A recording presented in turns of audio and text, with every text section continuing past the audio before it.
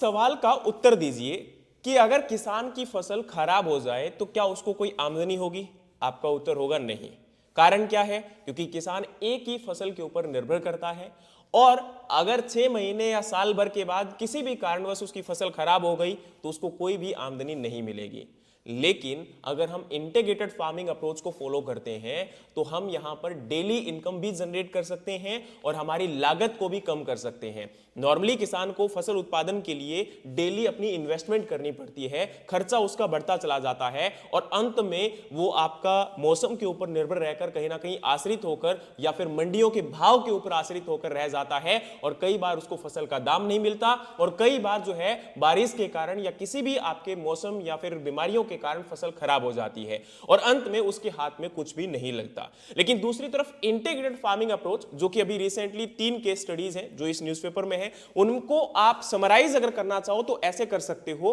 कि तीनों किसान पंजाब से हैं, तीनों ही पढ़े लिखे हैं, इन्होंने आपकी इंटीग्रेटेड फार्मिंग अप्रोच को फॉलो किया। अब देखिए किसान क्या करते हैं, पहला इन्होंने पोल्ट्री फार्मिंग किया, दूसरा इसके साथ इन्होंने पिजरी फार्मिंग, तीसरा इन्होंने फिश फार्मिंग और चौथा इन्होंने क्रॉप प्रोडक्शन। अब देखो जो आपका पोल्ट्री का वेस्ट है यानी कि जो उसका मैन्योर है उसको यूज किया जा सकता है फिश के फीड के रूप में। अब जो फिश है उनको रेयर किया जा रहा है तो यहां पर जो वाटर आपका है जिसमें रेयर किया जा रहा है उस वाटर को इरिगेशन के तौर पर प्रयोग में ला सकते हैं खेतों के अंदर। और जो आपका पोल्ट्री के अंदर अंडों को बेचकर या पोल्ट्री के अंदर मुर्गियों को बेचकर इनकम होगी वो आपकी 15 दिन पर 1 महीने के बैचेस के ऊपर डिपेंड करती है, साथ में अंडों को 15 दिन के ऊपर 7 दिन के ऊपर डिपेंड करती है और फिश को बेचकर भी एक बैच से आप लोग 6 महीने या 4 महीने के बाद एक इनकम जनरेट कर सकते हो। इधर आपका जो पिग फार्मिंग है, सुअर पालन है, उससे क्या होगा, एक तो सुअर का जो वेस्ट होगा उसको मैन्योर के तौर पर, बायोगैस के तौर पर आप यूज कर सकते हो और दूसरा सुअर को बेचकर आमदनी जनरेट हो सकती है और फसल उत्पादन से आपको एक्स्ट्रा इनकम मिलेगी।